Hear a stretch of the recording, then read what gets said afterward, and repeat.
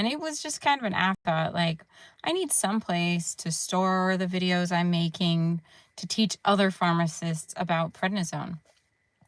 I wasn't really planning on going direct to people who take prednisone. I was hoping to just talk directly to pharmacists, colleagues of mine. But turns out you people on prednisone love watching videos about prednisone directly to yourself.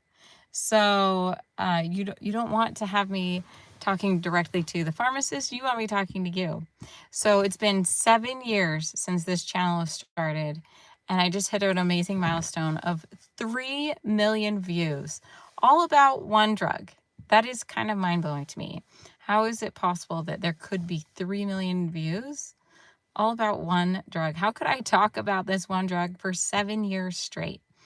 I still can't believe it. It is truly mind-blowing. If you have questions about prednisone, I'd love to answer them. Just put them in the chat below. And another amazing thing about this 7-year anniversary of being on YouTube and 3 million views is that 20% of you are watching this on TV. 1 in 5 people are watching me talk about a medication on TV. And I find that truly remarkable, because if you told me 20 years ago when I started pharmacy school that I would have basically a TV channel about one drug, I'd have been completely stunned and laughed in your face. It just doesn't seem like it's real. It's still 7 years later. It's still amazing that we live in this time. So if you have prednisone questions, just drop them in the chat. I'd love to hear those questions so I can answer them for you. When my dad was born, they started the family pharmacy. My grandpa started the family pharmacy, and it was one of those cute ones on the corner, served the community. They're still in existence 70 years later, and it's amazing. And my grandma would support my grandpa by being in the pharmacy auxiliary organization, planning events, fundraisers for the Pharmacists Association. And if she could have seen that 50 or 60 years later, her granddaughter would have a TV show all about one drug, I think that'd be completely stunning to her. Okay, we got a question. We have, what does it do to our teeth? So many people say that theirs are sensitive and crack. So what does prednisone do to teeth? Great question. Prednisone is affecting bone strength. Now, teeth are kind of controversially called bones. Sometimes they are more categorized specifically as something else. But in general, most people consider teeth to be bones. And what prednisone is doing is stealing nutrients from the bones, from the teeth, things like calcium, making it thinner, making it weaker.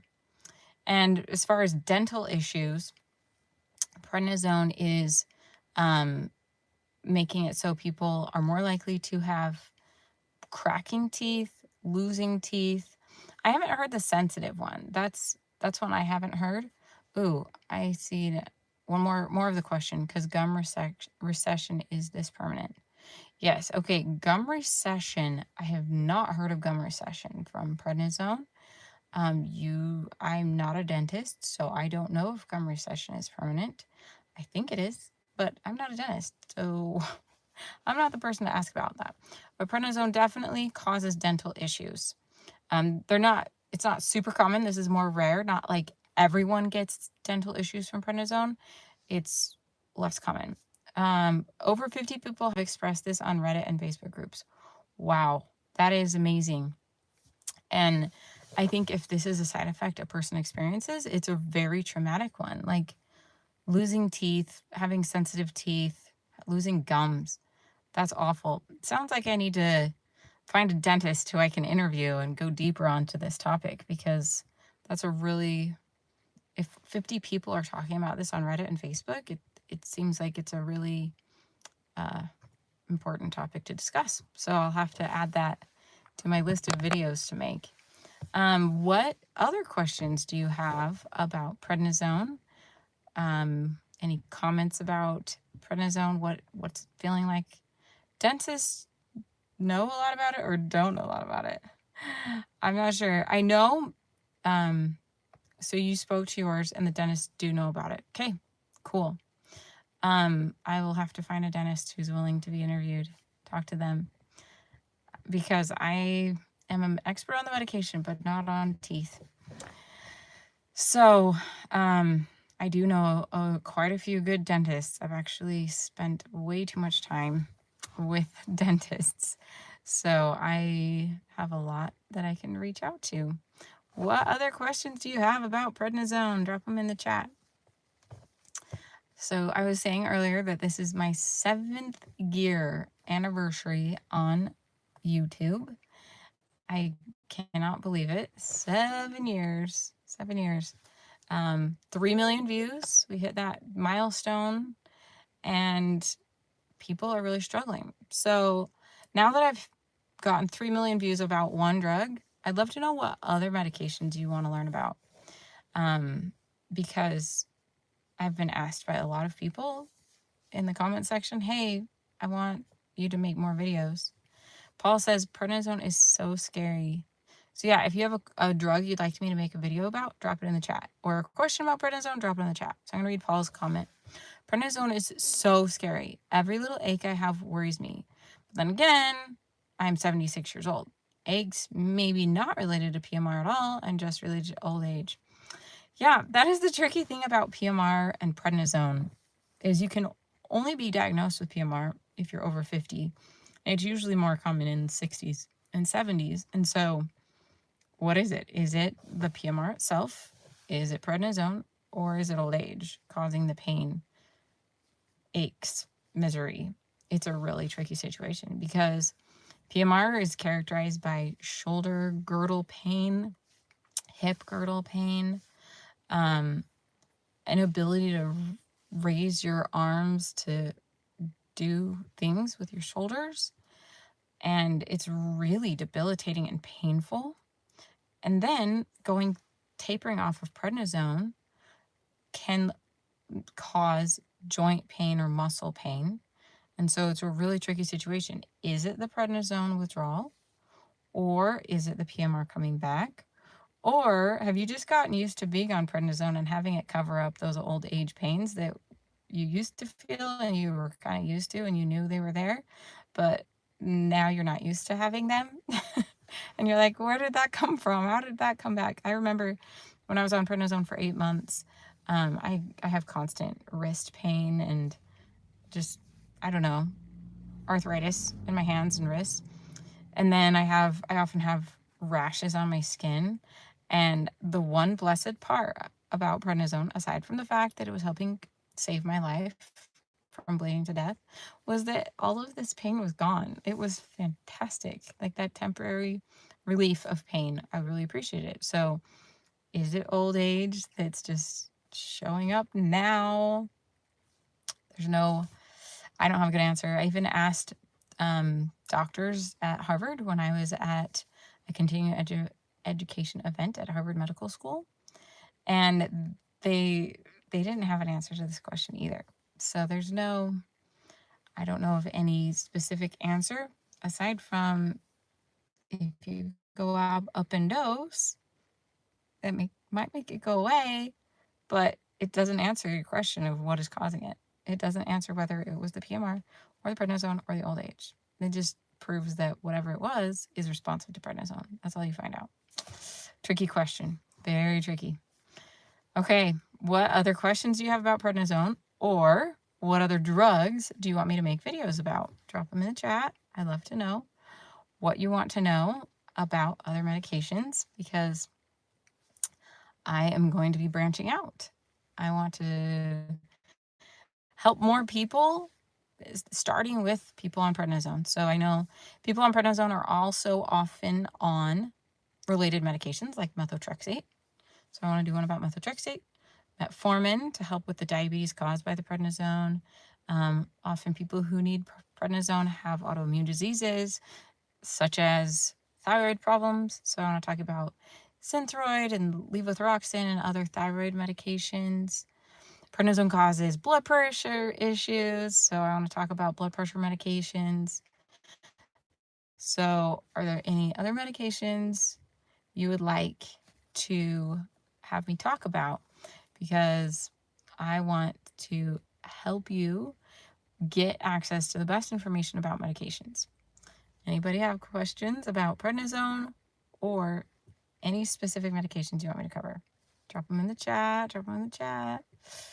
Okay, so I want to talk about medications adjacent to prednisone. So other things like sulfasalazine. Ooh, low-dose naltrexone. That's a good one, Jacqueline. We'll have to try that one. Thank you for dropping that in the chat, because that one doesn't have a ton of like mainstream information, and so it's more like what a person on prednisone might be using to support getting off of prednisone or as an alternative to prednisone. So yeah, do you have any specific questions about low-dose naltrexone, Jacqueline? Like when to use it, what it's good for, side effects, dosing, how to get access to it, that kind of stuff? Is that what you want to know? But I'm definitely adding that to my list because low-dose naltrexone is real. Ooh, another thing I want to talk about that I've gotten quite a few questions recently about are the GLP-1 agonist weight loss medications. Wegovy, Ozempic, Trulicity, all of those Saxenda medications. So we have Rachu says, how to overcome acne. I'm 19. Doctor gave me meds without knowing the root cause, how to overcome. So I am definitely not an expert on acne, but prednisone does cause acne as a side effect. And acne can have many components to it. It can be hormonal, like especially females. It can get worse, cyclically around the period, leading up to the period or after the period or whatever. And so if that's the case, some people go on birth control pills to lower their hormones that are leading to that. Or if it's male pattern acne, for example, it's kind of like in the beard area. Acne in the beard area is often related to testosterone excess. So like a female who normally shouldn't have high testosterone may be having temporarily high testosterone for some reason. And so going on a medication to suppress testosterone or to help the body rid itself of testosterone, the excess, is a great strategy. One medication that doctors can prescribe is spironolactone. It will cause the body to pee out excess androgens. That's the class of hormones that are male. So it'll help pee out those excess, and that can possibly lead to less acne in this area. So those are the hormonal kinds.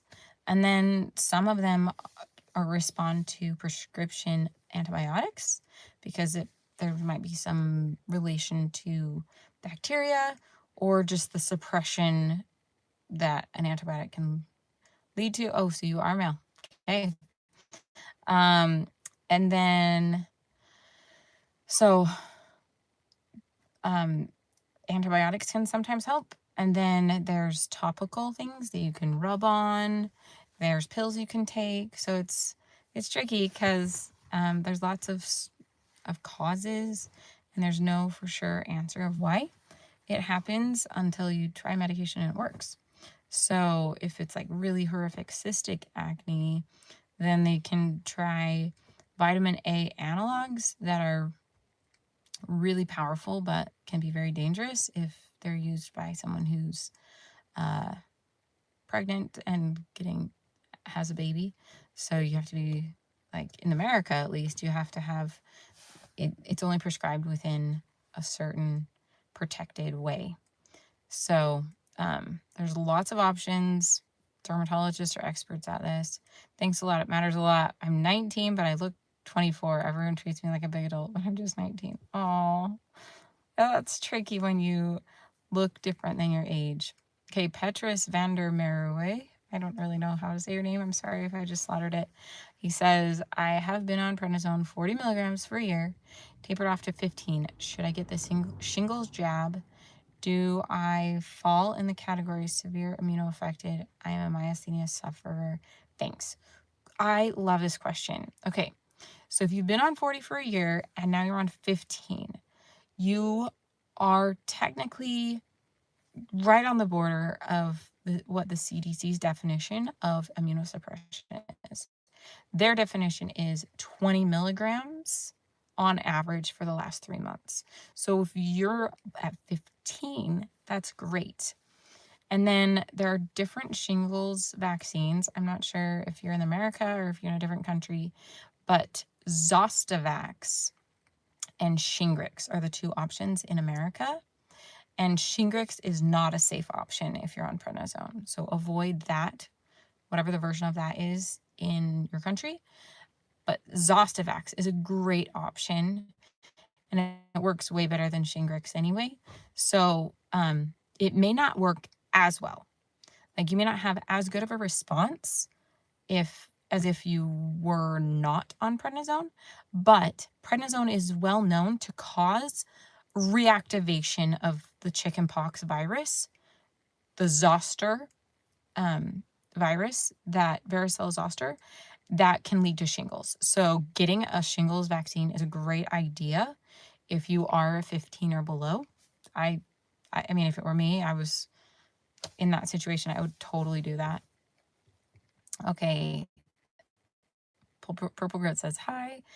Hamna Rajput said, I had on prednisone for 5 days, 30 milligrams per day, and side effects are just hilarious and terrifying. I am suffering now. I love the combination of words you used, hilarious and terrifying.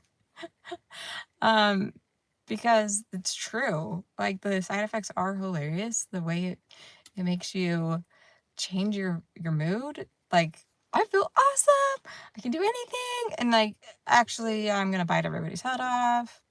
Like, the ups and downs of the mood. I want to know a little bit more what you mean by hilarious. I'd love for you to clarify more below. Terrifying, I totally agree with, because what prednisone does to you, even with just 5 days, as you mentioned, it can be really miserable. Like, the anxiety, panic attacks, mood changes can be horrific and make people so miserable. So I get it. Okay, any other questions? I'm almost out of time, so I have time for like one more question. If you have one, drop it now. In the meantime, I'll just keep talking about the side effects, the mood change side effects that are horrific. I had one guy tell me that he took one dose and it led to him having horrific panic attacks, anxiety. He couldn't be around his kids. He couldn't do his job. He couldn't watch TV. He was just on edge and jittery and paranoid, and it was awful for him. So I hear it. Like, it is so hard being on prednisone. Okay, this is your last chance to let me know what other medications you want me to make videos about, because I've heard low dose naltrexone. That's a great option. I'm hoping to do one about metformin and thyroid medications and blood pressure medications. Anything else? Drop it now, or I'm logging off. 5. Ooh, here we go. Petra says, great, once again, great help. Thanks. And Paul said, flu shot and COVID combined, okay to take if I'm prednisone. Yes, sounds like I need to make a vaccine update video. COVID, flu, Zostavax, those are all fine. So, yeah, great question. And then, YM. All right, I'll answer one more question after this. YM says, hi, doctor. Can prednisone cause PVD on eyes? I got tons of floaters after taking very high dose prednisone for months. So I'm not sure what PVD stands for, but I can answer what prednisone can do to your eyes. Prednisone can cause 2 irreversible side effects, cataracts and glaucoma. And cataracts are kind of the clouding of the vision, where it kind of the white closes off. And the glaucoma is the high pressure. And so I'm not an eye doctor, so I'm not sure if that is what is causing that, but definitely go see an eye doctor if you've been taking prednisone and you're having weird eye issues. Oh, Hamna is now, okay, I'll stay a little bit longer because Hamna is now giving us more context to the question when he said hilarious and terrifying. Hamna said, my heart rate increased, blood sugar increased, postular acne, and moon face, which is really so terrible. Like, how's possible a drug can increase your skull structure? Like, seriously. Well, luckily, it's not actually increasing your skull structure. It's just literally depositing fat and fluid on your skin. It's redistributing fat from like your arms and legs and putting it here, making your face round. So it's not actually changing your skull, it's just changing your skin. Yeah, there hope no more side effects after it. Yes, I hope for you too that there are no more side effects. All right, thank you for sharing all of that more context, Hamna. And I think that's my last question I can answer. Signing off is Dr. Megan, your prednisone pharmacist. Bye, everybody.